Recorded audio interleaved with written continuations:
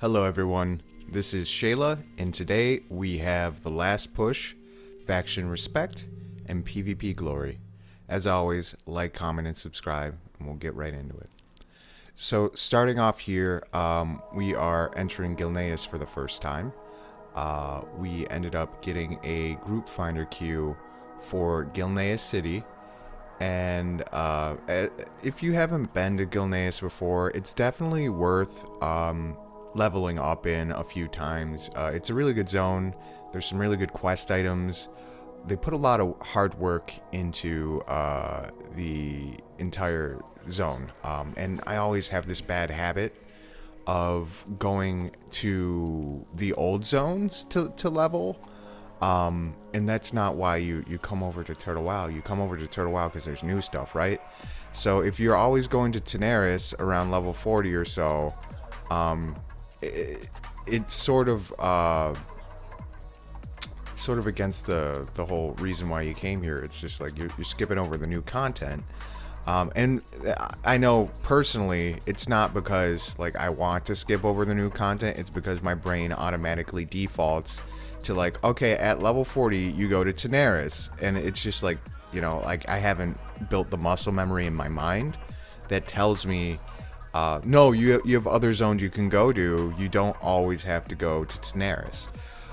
So it's important to take a step back and to remember that there are new zones in the game, that you do not need to go to the same old zones that you've been going to all these years. So as we get inside here into Gilneas City, I'm starting to approach, I think it was level 45, I think it was 44 when I got in here, yep. So I am about to ding 45 here, yep. And that's good. I always had a difficult time in the level 40s. It always became like a huge grind. They say that 1 to, I think, 37 is the same amount of XP as 37 to 60. Now don't quote me on that. It might be 47. I think it's 1 to 47 actually. That sounds correct. 1 to 47 is the same amount of XP as 47 to 60.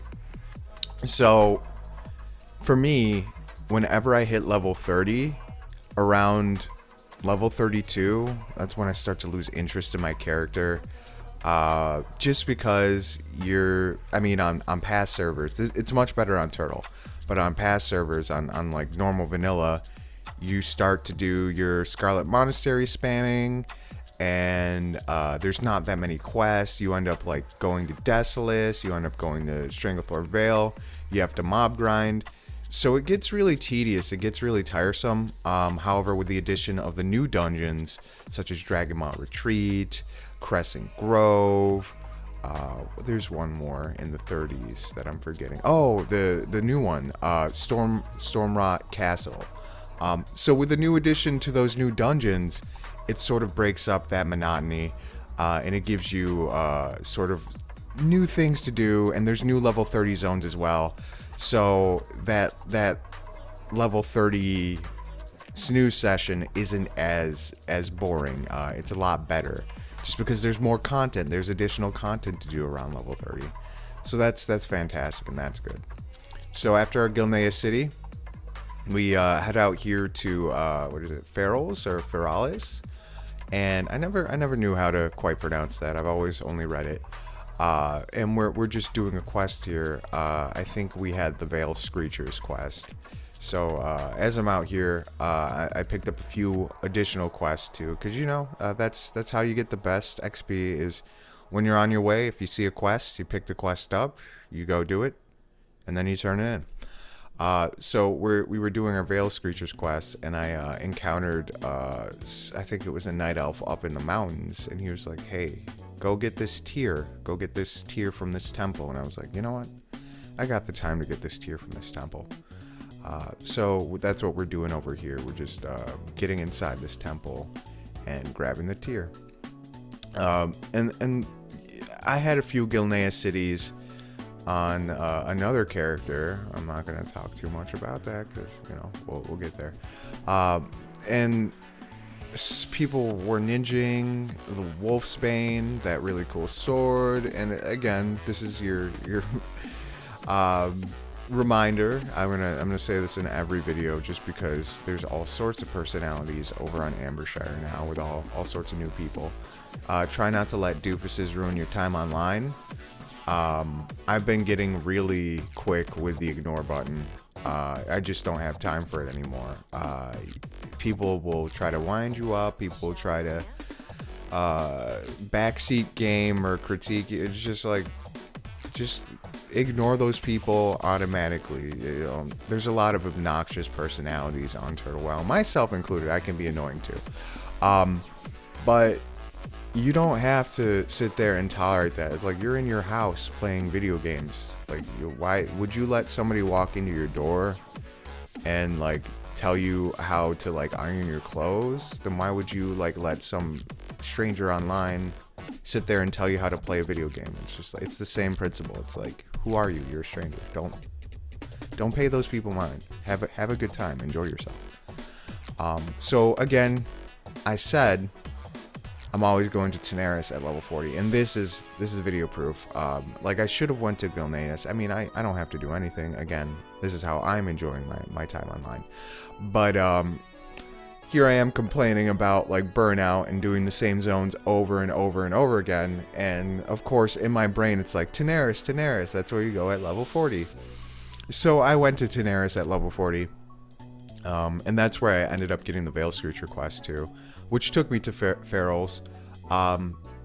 So we're gonna do the pirate ship, and it's always packed over here. There's always like 4 mages being the worst. And sucking up all of the mobs doing pirate ship AoE, which I understand. Truth be told, like, I want to start a mage so bad, but I have to like do things on my characters first before I'm allowing myself to start a mage. And we had a close call here. Check this out. So my pet aggro's like 3 different mobs, maybe 4 different mobs, and I'm like, okay. And I have to stop multi-shotting. I have to know when to multi-shot, rather. But I multi-shot because I'm afraid they're gonna kill Archie. And luckily enough, because there's 4, it's a 4 on 1, me and my pet. I guess it's a 4 on 2 technically. But I multi-shot to get him off Archie, and then I switched to Monkey. And I'm just fighting for my life here. I think I do have a potion or something. I got something. But this was a close call, and I didn't want to have to run because, again, as you get higher up in your levels, the graveyard starts to get further and further, so that's the penalty for dying. It's like you have to walk longer. It takes more time for you to get back to your corpse. So I am in a tricky situation. I don't want to die here. I'm getting super low. A last minute freezing trap. Have Archie growl on this NPC here. It was really close, and luckily I did end up figuring out my macro situation. So it was a feigned death freezing trap, so it allowed me to wipe my threat completely, which is good. That means they're going to attack my pet instead. And again, there's like 6 or 7 mobs I had to fight down here. So Hunter is strong. It's very good. You just have to get your macro set up, and you have to be smart. You have to not be multi-shotting like an airhead. You have to be wise about it. I really, I'm starting to sort of regret going Beast Mastery, because Beast Mastery is a very low-key, it's very chill, it's very easy, it's very fun, but it's not that powerful. I heard it's bugged currently, And that how it's supposed to work is your baited shot is supposed to be off the cooldown that your aim shot and that your arcane shot is. So when you use aim shot or arcane shot, there's a 6-second cooldown, and sort of like on Paladin with your Holy Strike and Crusader Strike, those cooldowns are linked. So if you were to use aim shot, your arcane shot would also be on a 6-second cooldown. Allegedly, baited shot is not supposed to work like that, but it currently does. So when you use baited shot, both your arcane shot and your aim shot are on a 6-second cooldown as well. It's supposed to be off that cooldown so you can aim shot or arcane shot and then use baited shot afterwards, which makes a lot more sense. Here's the intro clip, me ganking that other farmer. May the best, or that other hunter. I misspoke. I do that from time to time. May the best hunter win, and the best hunter won. But yeah, so if they are able to fix that glitch with baited shot and it is not on the cooldown that aim shot and arcane shot is, Beast Mastery will be really good. You know, we'll have a lot more versatility in the shots we can use, but right now it's eh. I'm thinking about switching to Marksman and then Survival once I have Tier 1, because raids are open now, so that's happy. So here is some PvP clips. We don't have full matches or anything like that, and to be honest, we were getting our cheeks clapped a little bit. A lot of level 49 twinks over on the Horde side, giving us a very hard time. But I did my best. You know, I'm not quite a twink, but I got some PvP sense. I got some skills.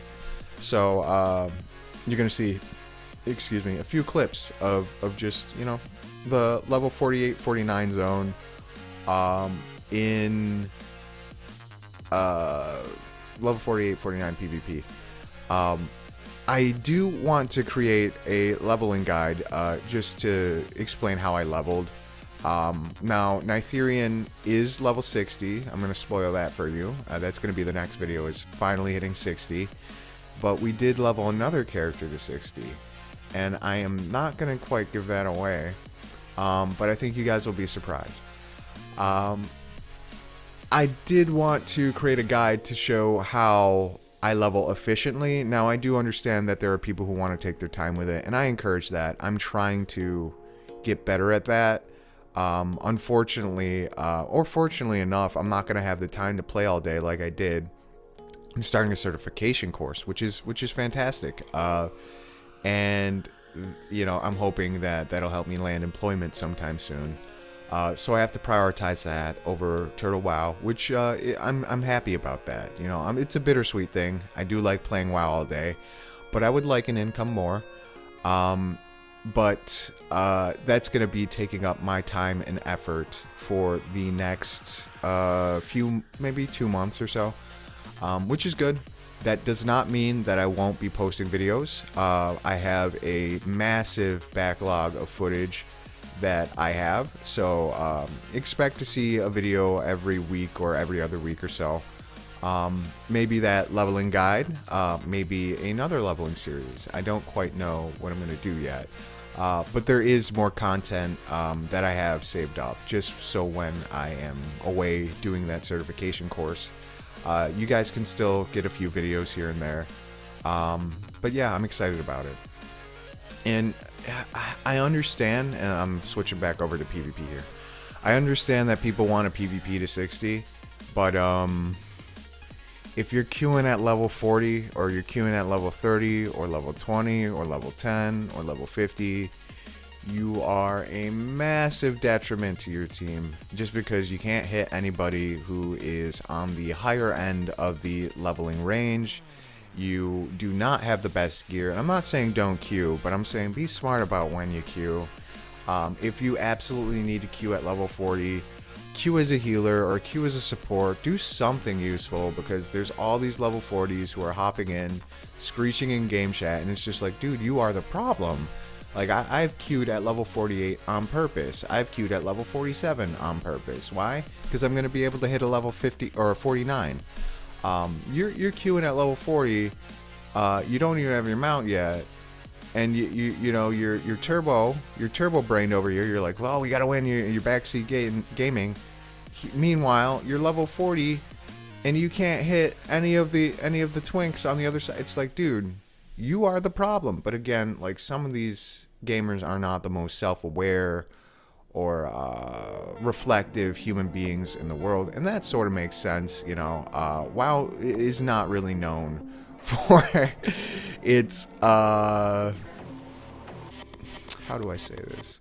WoW is not really known for its chill and dazzling personalities. It's known for its more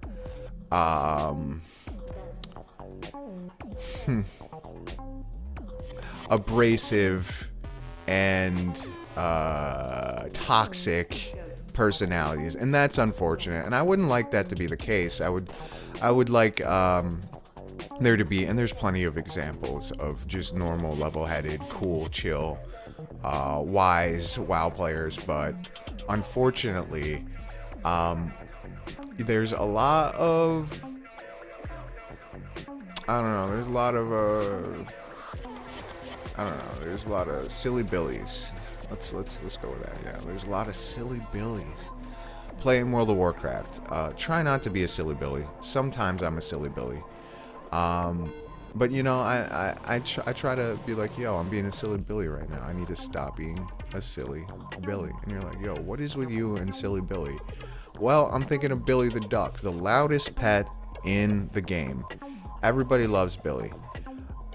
Listen, Billy is very cute. I'm not going to debate that. I do like Billy, but he's so loud. Oh my gosh, that duck is so loud. I'll be like chilling in the auction house or chilling in Stormwind or chilling in Ironforge, and I'll hear it's whack, whack, whack, and it's just like, dude, do I have to turn off my sound? It's like, hey man, I'm trying to listen to a lecture or some music or a podcast, and all I hear is a duck quacking underneath of my audio, and it's just like, why did they have to make him so loud? Like, I do appreciate Billy. I'm not gonna slander Billy. I do. This is not me hating on Billy. Billy is great, but he's just a little bit too loud. He's a loudmouth. He's got a very loud quack. So that's where my fascination with silly billies is, because Billy is silly, and we got a lot of silly billies. So we're gonna flash over to Warsong Gulch over here, and again, horde easy mode, horde easy mode. All these shamans, God, don't get me started. Oh my God, lightning strike's so stupid. Oh my God, and it's just all these flavor of the month shamans, and. You know what? I'm lucky that most of them aren't very talented. There are some that are talented, but for the most part, most of them are very average. So if you are skilled and you have a decent amount of game sense, you can beat them. But they're so overtuned that it's difficult. Like, you know, like a mid shaman is as good as a skilled hunter or a skilled rogue or a skilled paladin, and that's a problem. That is not healthy for the game. It's creating a wild win rate imbalance as far as PvP goes. And so and this is where people are going to get mad at me, the only way to counter that is by forming pre-mades. And you know how people feel about pre-mades. They absolutely hate them. They do not like unless you're in them, like me. I love pre-mades because I get invited. But the majority of the player base, I used to hate them too when I wasn't getting invited to them, because you get stomped and there's nothing you can do aside from form your own. And yeah, never feels good, but pre-mades are a response to either less experienced PvPers or to, like in this case, wildly overtuned classes such as shamans. Like, look at this. There's 3 shamans aping me. All they have to do is cast lightning strike and I'm dead, which I'm going to die. Yeah. So in 2 months, they're going to be complaining about all these pre-mades, not realizing that their actions and their behavior and the fact that their class is so broken is the reason why these pre-mades are popping up. But yeah, so I'm looking forward to alliance side pre-mades, just so, you know, these shamans realize that they're not that special. I've played against, you know, really skilled shamans, and no shade, but while leveling, None of these shamans were that talented. So, you know, it is what it is. There's a lot of mid shamans playing the game. And you know what? A year and a half ago, back when Holy Strike was fantastic and Holy Shock was still amazing, there were a lot of mid paladins playing, and that's why this channel was birthed. This channel was birthed because I was tired of playing with paladins who thought they were better than they were, paladins who weren't that good, and paladins who were relying on Holy Strike to you know, carry them. Now that Holy Strike is nerfed, you saw a lot of them reroll mage, you saw a lot of them reroll shaman, and there's always going to be that type of player who they don't really care about the class they're playing. They just want to be the strongest class in the patch. And those guys, they you know, they don't have any real identity. Like, I'm a paladin main. I identify as a paladin first and foremost. I do play other classes. I enjoy other classes, but like, I'm an expert on paladin. Like, I that's my thing. That's my bread and butter. Holy Paladin specifically. There are players who they're not really, like, they don't know any class really, and you know what? That's their prerogative. They can be jack of all trades, but you know, I encourage you to find a class you like and really learn the nitty-gritty, you know, the details, the minutia behind how it works, and you know, how some of the top players are playing. Watch a few guides, check out some you know, maybe rank 1 PvPers.